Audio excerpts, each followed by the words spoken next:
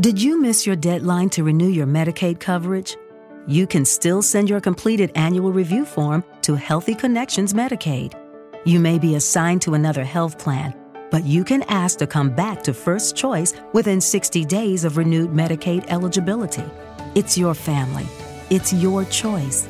First Choice is the right choice. Renew and choose us. Visit selecthealthofsc.com/renew to learn more. On Instacart, I can shop a huge selection of pet supplies, from that one brush that scratches him just right, to that extra comfy bed he can't wait to flop down in. And I get everything delivered right to my door in as fast as 1 hour. Okay, settle down. I know it's here. Yes, very exciting. Visit instacart.com or download the app to get a free delivery on your first 3 orders. Offer valid for a limited time. Minimum order $10. Additional terms apply. Instacart. Add life to cart.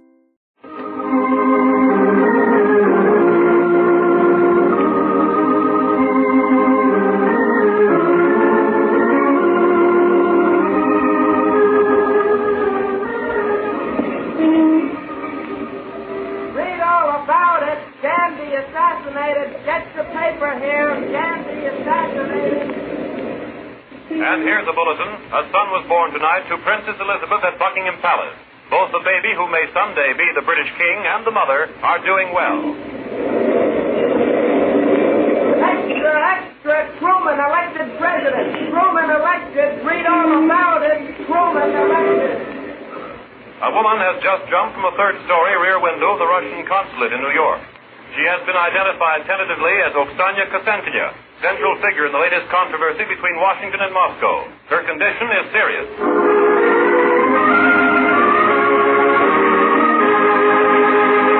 Cavalcade of 1948, presented by the United Press, the world's best coverage of the world's biggest news.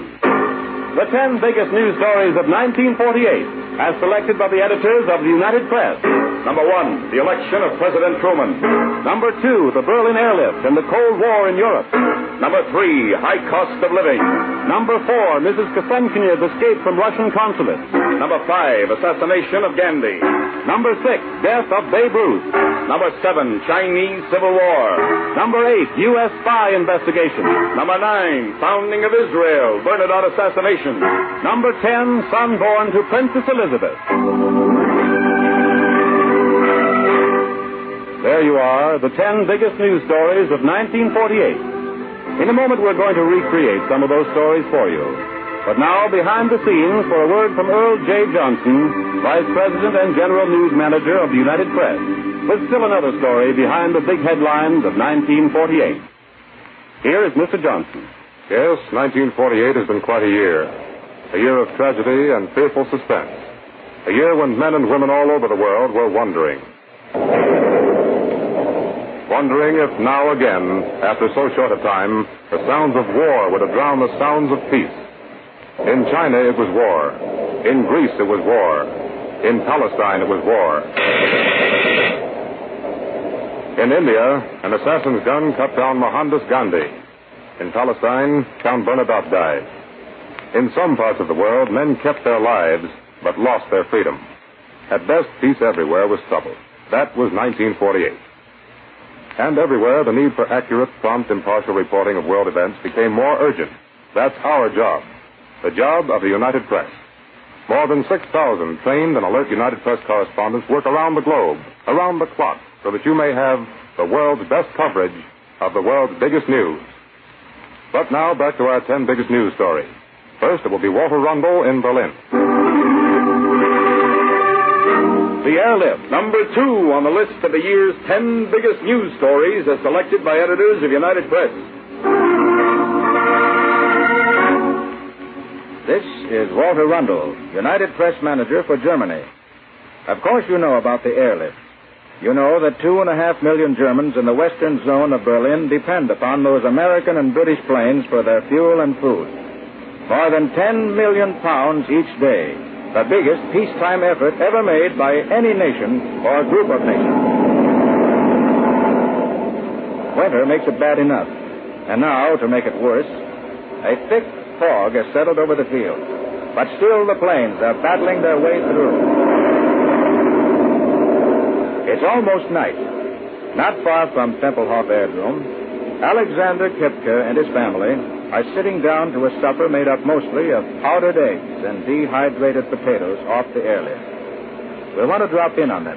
But first, let's visit the radar shack where the big planes are talked down. 3-3, this is your final controller. Your gear should be down and locked. We're trying to bring you in. Your altitude should be 200 feet. Maintain your heading. Steer right. This will be your final approach. You're 4.5 miles from touchdown. We're bringing you down the center of the runway. Yes, over Germany, in blackness and swirling fog, an American pilot, perhaps someone from your hometown, is trying to bring a precious cargo of food and fuel for Berlin safely to Earth with the help of radar. And only a little distance away, the Kepkes are having their supper. No, I tell you no. I can stand no more of it.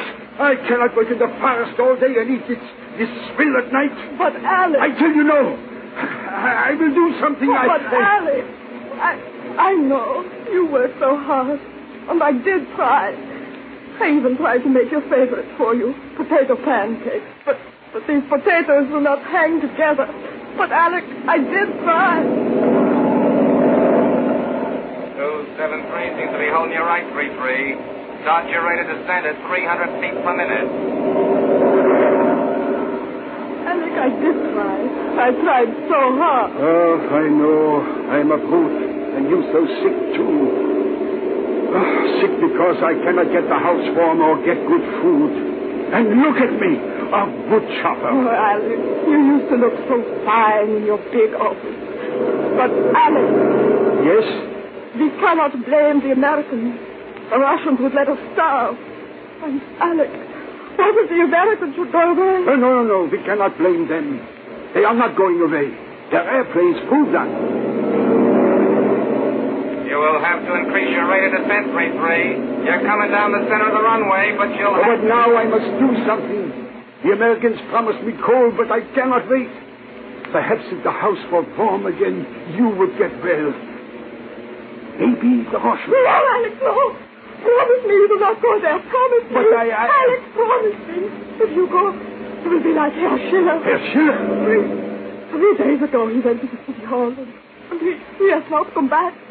They say the Russians seized him. Oh, Alex, promise me. All right. I promise. But what of the coal? Perhaps tomorrow the Americans will have it for us. Perhaps it is on that very plane we are hearing now. 3-3. You'll have to increase your rate of descent. You're coming down the center of the runway, but you are 80 feet high. Too high. Increase your rate of descent. 3-3, you're due. Pick up.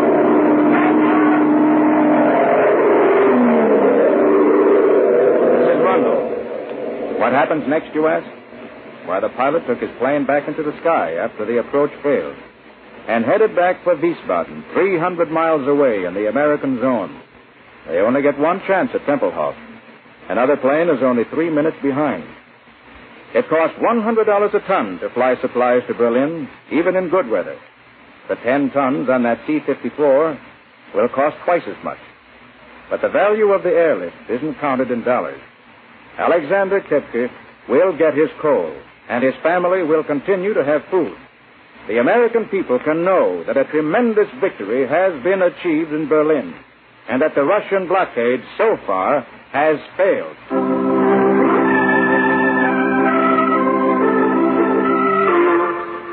The story of Babe Ruth, number 6 on the list of the year's 10 biggest news stories as selected by editors of United Press.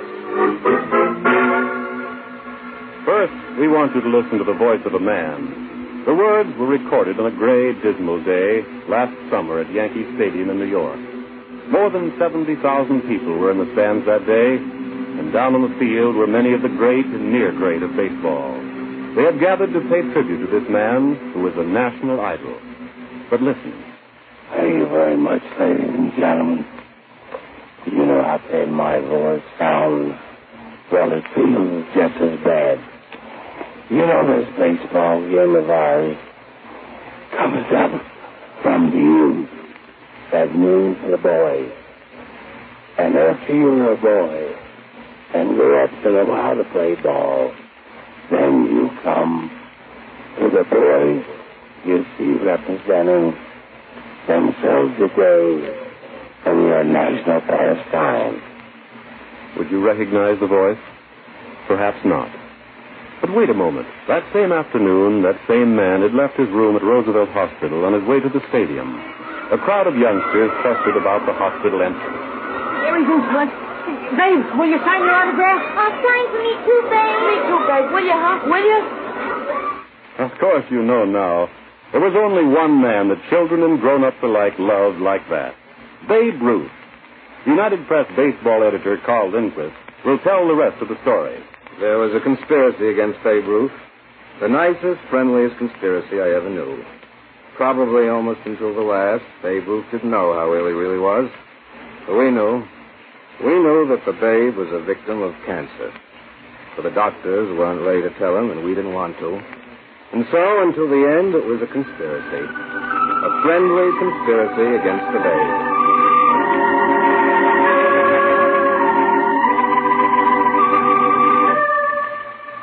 We're going to tell you about Babe Ruth, the home run hitter, in a moment.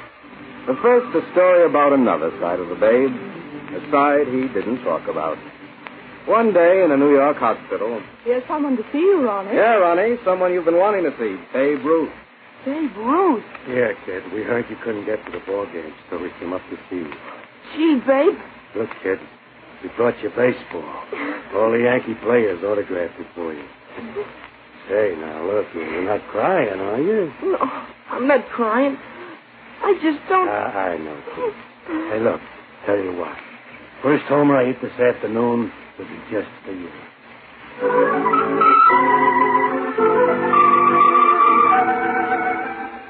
Yes, the Babe's heart was as big as he was.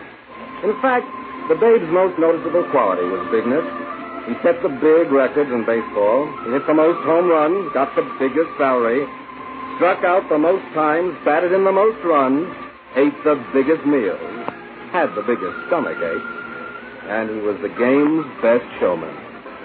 One of his greatest moments came at Wrigley Field, Chicago, during the World Series of 1932. There was bad blood between the Yanks and Cubs that year, and as usual, everyone had their eye on Ruth.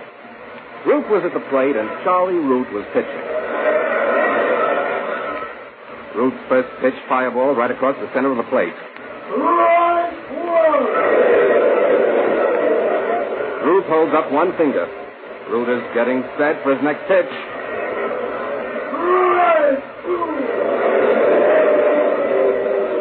Ruth holds up a second finger. Why, it's almost as if he's trying to goad Charlie Root into giving him another one across the plate. Root is getting set for his third pitch.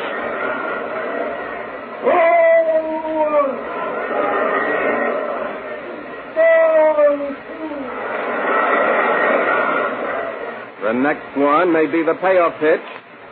Root is stepping out of the batter's box. He faces the crowd. He's pointing right over the center field wall. Root is saying the next one will be out of the park. Here's the pitch. Going, gone right over the center field wall, exactly where Ruth said he put it.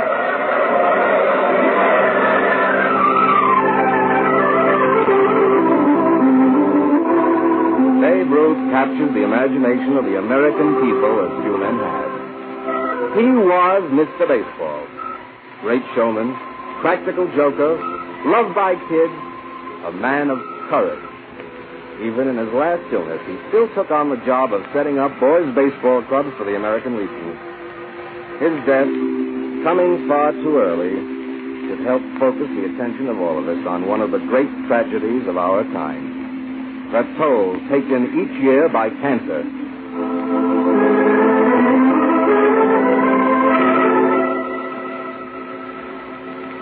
Yes, those were two of the great stories of 1948. In a moment, we're going to reenact more of those great stories. But first, a word from your announcer.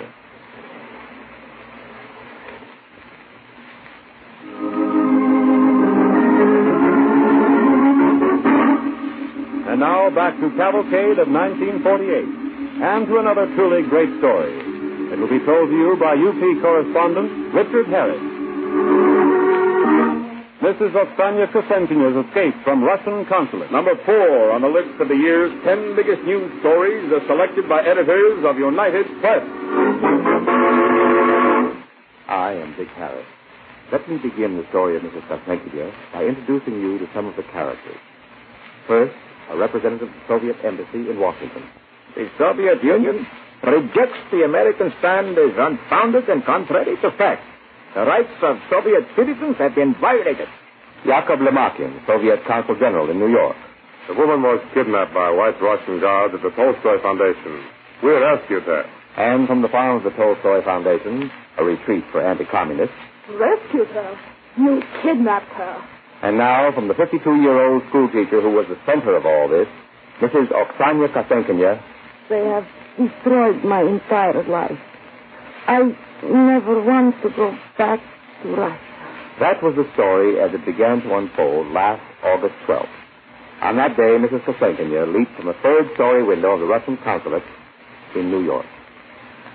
A Russian announcement said, "The actions of the kidnappers and of American officials have driven Mrs. Kosenkina in her despair to the attempt of suicide." And Mrs. Kosenkina?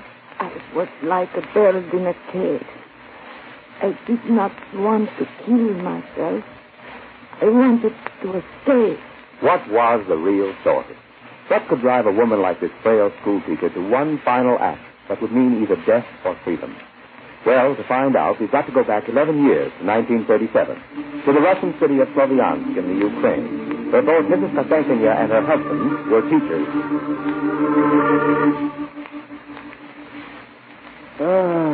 Wonderful.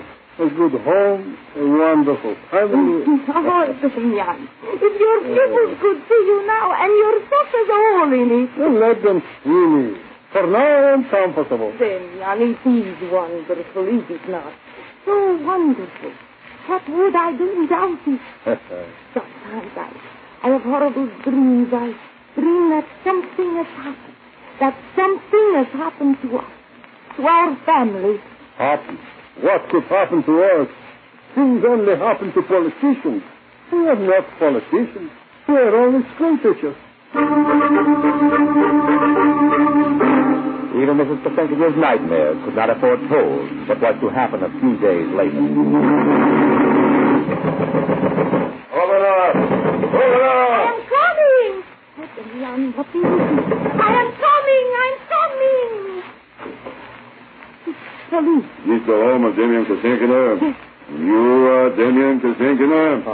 I am? You have to come with us. No. Oh, why should you want to be me? I have done You have nothing. to come with us. Come. Now. But where are you taking me? Where are you taking me? I will tell you. Where are you taking him?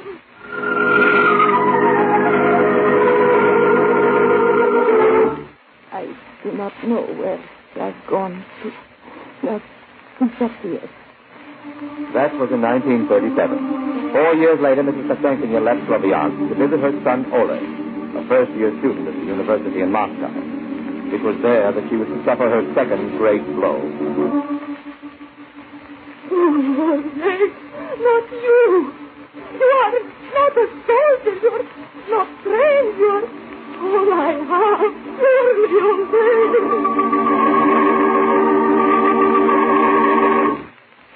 They took him into a stormtrooper division. He had no training. In Leningrad in January 1946, he was killed.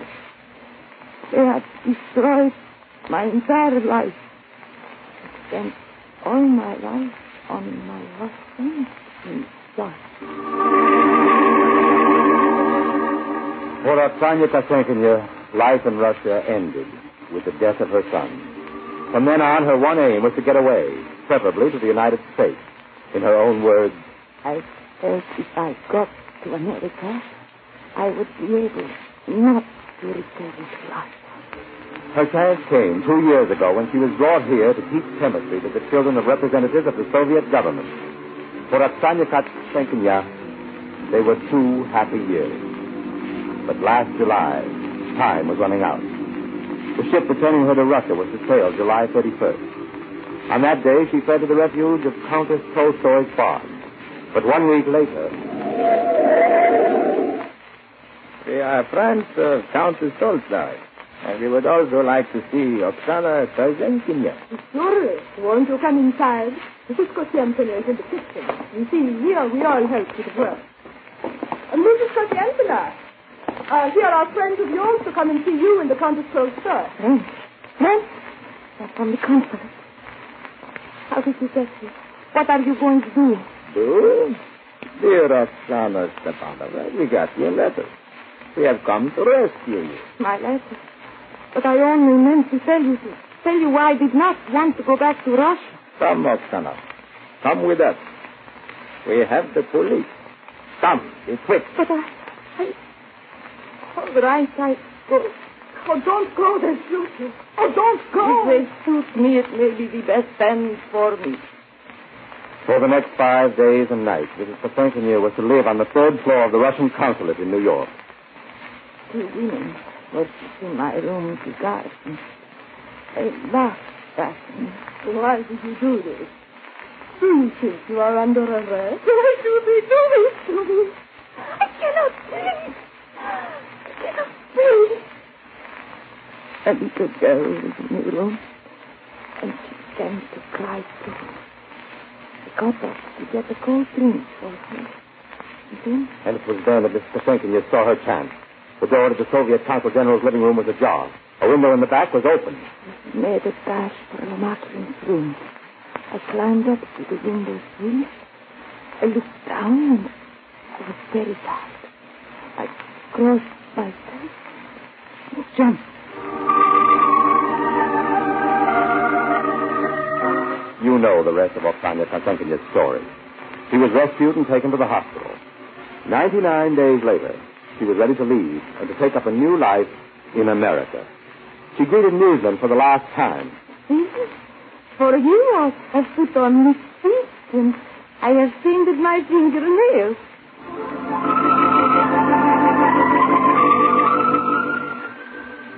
Oksana Kozenkina has found her chance for a new life in our country.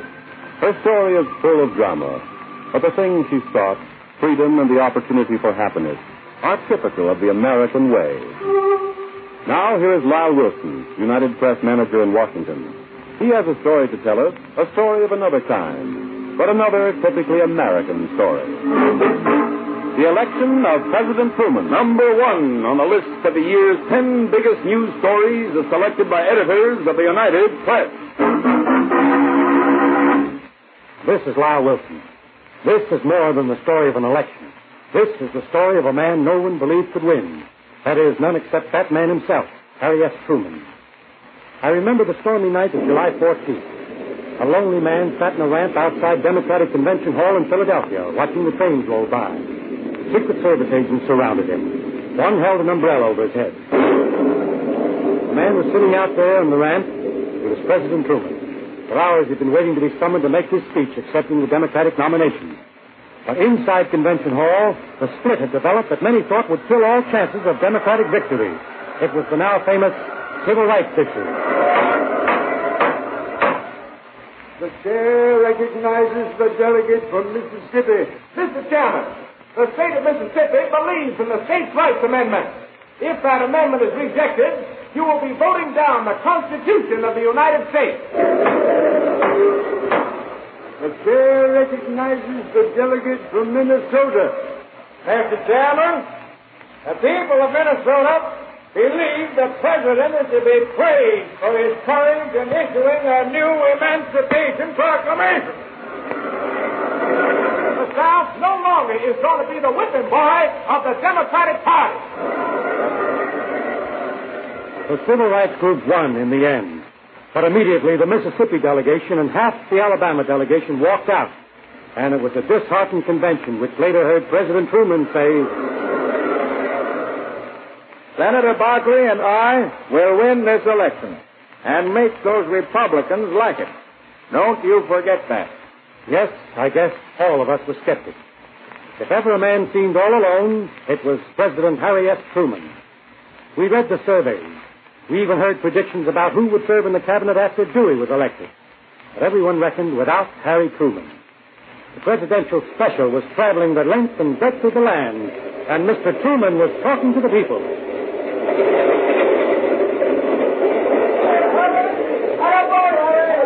At Dexter, Iowa, that notorious do-nothing Republican 80th Congress has already stuck a pitchfork in the farmer's back. At Wilmington, Delaware, Herbert Hoover once ran on the slogan, 2 cars in every garage. Apparently, the Republican candidate is running this year on the slogan, 2 families in every garage. At Cleveland, what this country needs is not a new president, but a new Congress. At New York, Dewey may follow me across the country, but he won't follow me into the White House. In Brooklyn, I have good news for you. We have the Republicans on the run. We are going to win. Fighting talk. Yes, good fighting talk. But still it didn't seem possible. It wasn't until election night that we really began to see what was happening. I was at United Press election headquarters in New York that night, in charge of the UP election staff, which reached into every county in the nation, and the mounting returns were telling the story. 9 p.m. Truman leads by 120,000 votes. 11 p.m. Truman leads by more than 900,000. 1 a.m. Truman leads by 1,100,000 votes. 5 a.m. Truman leads by 1,200,000 votes. 11:14 a.m. Wednesday. Dewey concedes. President Truman elected. Yes, the man no one thought could win had won. Harry Truman had proved the best forecaster of them all. And at Independence, Missouri, he told the people, and I'll have to just say to every single one of you individually that I'm going to do the very best I can to carry out the Democratic platform as I promised to do in my speeches over this country. And we have a Congress now, and I'm sure we'll make some progress in the next 4 years. Thank you all very much.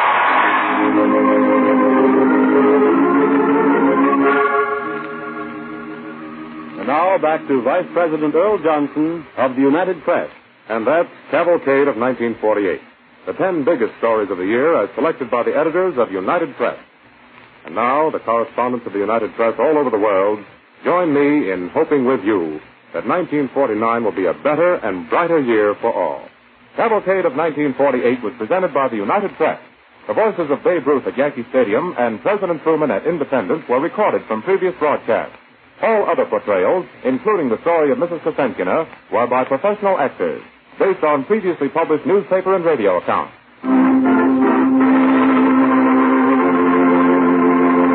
Don't get your tinsel in a tangle. Plato's Closet in North Charleston and West Ashley can help make your holiday easier with cash for clothes. Sell us your gently used trendy styles to earn cash on the spot. We need your denim, dressy clothes, sweaters, boots, and more. Plato's Closet buys and sells sustainable styles. Earn cash to make holiday spending less stressful. Don't get your tinsel in a tangle this year. Simply get cash for your cool clothes at Plato's Closet. Plato's Closet, located in West Ashley on Sam Rittenberg Boulevard and North Charleston on Rivers Avenue. Judy was boring. Hello. Then Judy discovered ChumbaCasino.com. It's my little escape. Now Judy's the life of the party. Oh, baby, mama's bringing home the bacon. Whoa, take it easy, Judy. The Chumba life is for everybody. So go to ChumbaCasino.com and play over 100 casino-style games. Join today and play for free for your chance to redeem some serious prizes.